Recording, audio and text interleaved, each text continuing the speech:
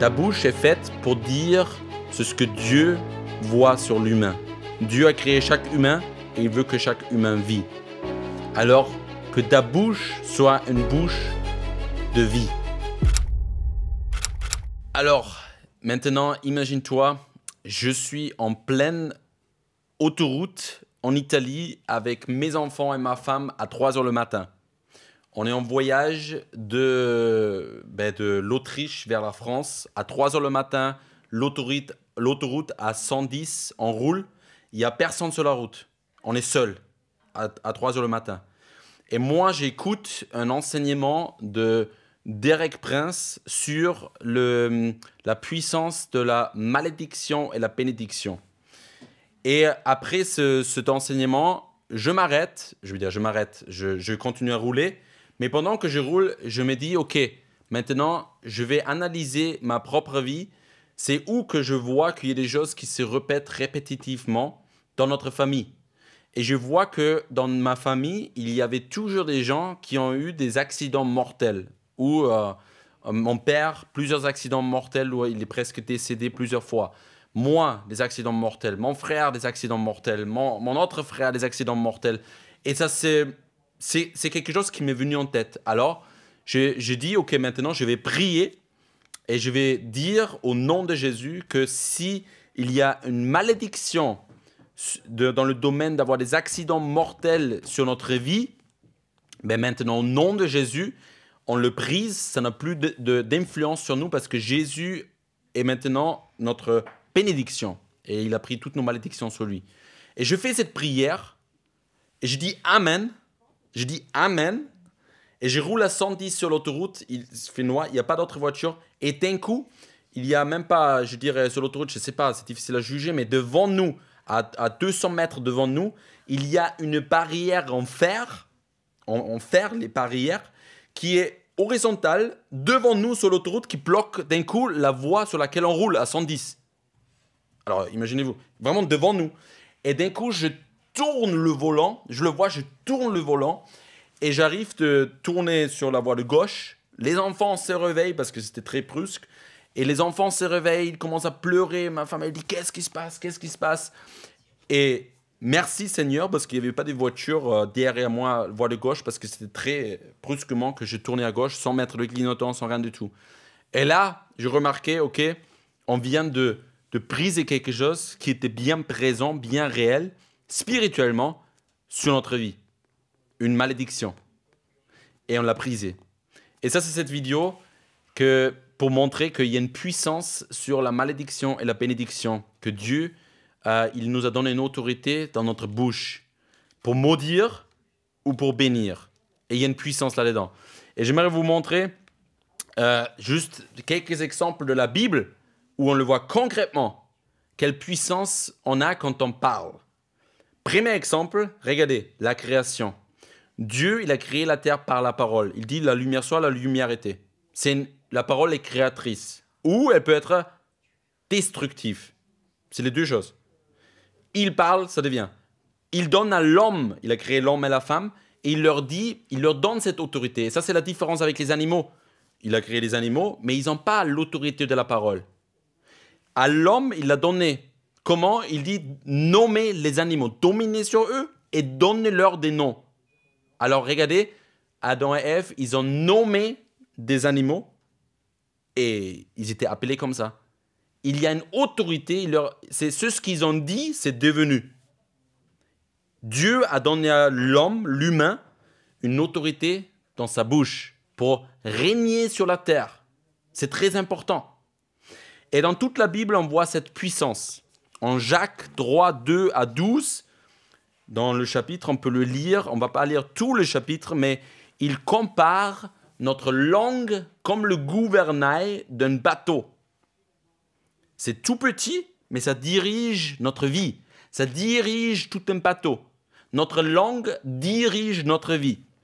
Et on va les lire à partir, c'est de 2 à 12. Je commence quelques versets plus loin.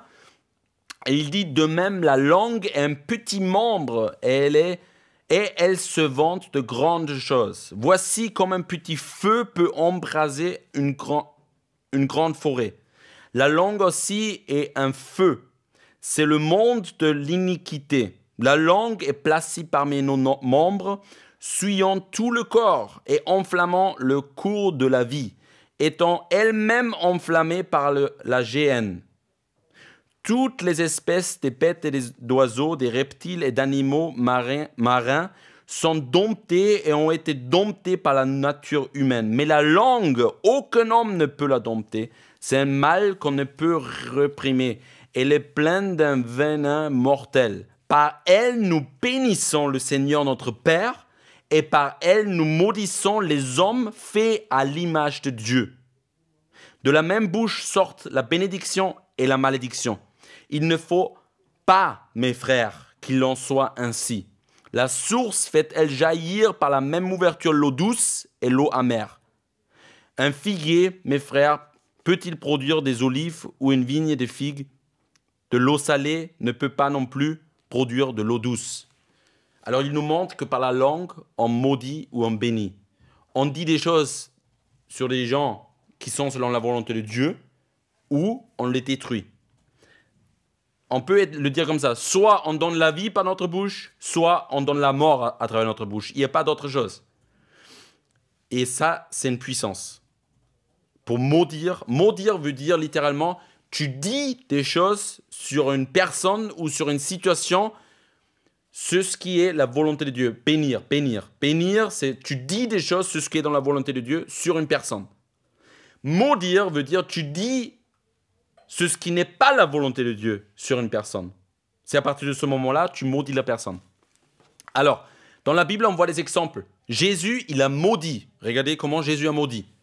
Jésus, dans Marc 11 à 14, on peut lire que Jésus maudit. Il dit, Jésus entre à Jérusalem dans le temple quand il eut tout considéré comme il était déjà tard. Il s'en alla à Béthanie avec les 12. Le lendemain, après qu'il fut sorti de Béthanie, Jésus eut faim. Apercevant de loin un figuier qui avait des feuilles, il alla voir s'il se trouve quelque chose, et étant approché, il ne trouva que des feuilles, car ce n'était pas la saison des figues. Prenant alors la parole, il lui dit que jamais personne ne mange de ton fruit, et ses disciples l'entendirent. Il dit à l'arbre, au figuier, que jamais personne mange de ton fruit.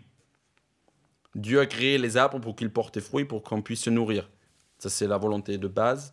Et Jésus dit que plus jamais personne mange de ton fruit. Maintenant, on regarde la suite. Le matin, en passant, le disciple vit le figuier séché jusqu'aux racines. Pierre se rappela ce qu'il s'est passé, dit à Jésus, « Rabbi, regarde le figuier que tu as maudit à sécher. » Jésus prit la parole et leur dit, « Ayez foi en Dieu. Je vous le dis en vérité, si quelqu'un dit à cette montagne, ôte-toi de là et jette-toi dans la mer, et s'il ne doute point en son cœur, mais croit que ce qu'il dit arrive, il le verra s'accomplir. » Alors, Jésus maudit un figuier et le lendemain, il est séché, plus de fruits. Il a dit une parole et c'est devenu. C'est un exemple avec Jésus. Il y a plein d'autres exemples dans la Bible. Je vous montre quelques-uns.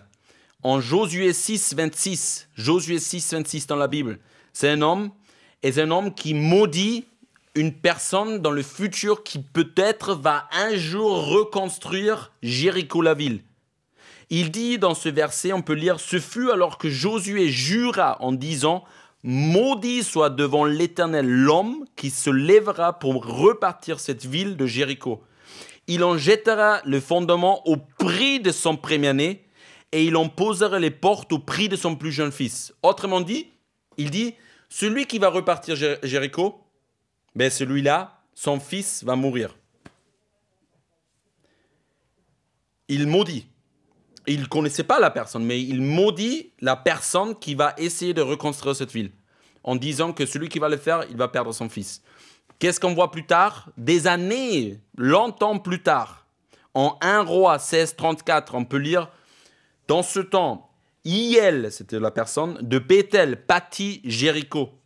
Il en jeta le fondement au prix d'Abiram, son premier-né. Et il en posa les portes au prix de Ségub, son plus jeune fils, selon la parole que l'Éternel avait dit par Josué, fils de Nun. » On voit la puissance de la langue. Il a maudit et c'est devenu. On a d'autres exemples. En Genèse 31, 30 à 32, la malédiction que Jacob a prononcée sur un voleur inconnu. Alors regardez bien. Il dit, Jacob, maintenant que tu es parti parce que tu... Non, ça c'est pas Jacob, c'est Laban qui parle. Maintenant que tu es parti parce que tu languissais après la maison de ton père, pourquoi as-tu dérobé mes dieux? Jacob répondit et dit à Laban, j'avais de la crainte à la pensée que tu m'enlèverais peut-être tes filles. Mais périsse celui auprès duquel tu trouveras tes dieux. Parce que Laban a accusé Jacob que tu as volé mes statues de mes dieux que j'avais. Les idoles, les statues qu'il avait. Il est poursuivi, Laban, et il dit, Jacob, pourquoi tu me prends mes filles et là en plus tu prends mes statues? Et Jacob, il dit, non, je ne l'ai pas pris. Je suis parti parce que j'avais peur que tu ne me laisses pas partir avec tes filles, oui. Parce qu'il les avait promis, il y a toute une histoire derrière. Mais tes dieux, je ne les ai pas pris. Et celui où tu le trouves, mais qu'il meura, il dit. Ça, c'est la malédiction. Il dit, celui auprès de qui tu le trouves, mais qu'il meure. Mais c'est ce que Jacob ne savait pas, c'est ce que, on va voir dans la suite, c'était sa propre femme qu'il a pris. Et on peut le voir plus tard, Genèse 35, 16 à 20, que sa femme, Rachel, elle mourra quand elle a accouché de son fils. Et il y a écrit en 35, 16 à 20, il partit de Béthel et il y avait encore une certaine distance jusqu'à Ephrata lorsque Rachel accoucha. Elle eut un accouchement pénible et pendant les douleurs de l'enfantement, la sage-femme lui dit « Ne crains point car tu as encore un fils. » Et comme elle allait rendre l'âme car elle était mourante, elle lui donna le nom de Ben-Oni. Mais le père l'appela Benjamin. Rachel mourut et elle fut enterrée sur le chemin d'Ephrata qui était à Bethléem. Jacob éleva un monument sur son sépulcre. C'est le monument du sépulcre de Rachel qui existe encore aujourd'hui. Alors, Jacob a maudit le voleur inconnu, mais il ne savait pas que c'est Rachel. Et Rachel, elle est décédée quand elle a enfanté un fils. Alors là, on voit des exemples très concrets sur la puissance de notre langue quand on maudit ou quand on bénit. Alors, avec cette vidéo, je veux t'encourager. Ta langue et ta bouche est faite pour bénir, pas pour maudire. Ta bouche est faite pour dire ce que Dieu voit sur l'humain. Dieu a créé chaque humain et il veut que chaque humain vit. Alors, que ta bouche soit une bouche de vie et pas de maudire. Et vous savez qu'il y a des démons qui agissent dans le domaine de maudire, c'est de dire des malédictions. Et il y a des esprits qui sont liés et tu peux devenir comme esclave de tes malédictions que tu prononces sur des gens ou sur toi-même qui ne correspondent pas avec la volonté de Dieu. Et c'est là où tu maudis.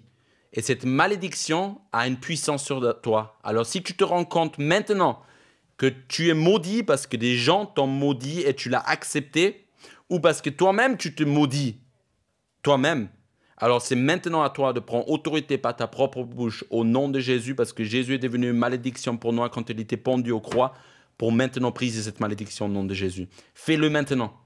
Prie au nom de Jésus, comme moi je le fais dans la voiture, et brise les malédictions que tu as prononcées sur toi ou d'autres personnes, ou des personnes ont prononcé sur toi et que tu as cru. Et je vous encourage de regarder la vidéo d'un ex-sataniste, John Ramirez, qui lui était actif en tant que sataniste, et il dit que c'est par sa bouche, en maudissant des personnes, il les a tuées par distance. Il a pris des photos et toute la nuit, il a dit des paroles de destruction sur ces photos-là, et il savait qu'à travers ça, il peut envoyer des démons pour tuer les personnes par distance. Et il a gagné l'argent avec ça. Vous pouvez regarder sa vidéo, son témoignage, où il parle sur ça, sur YouTube, John Ramirez.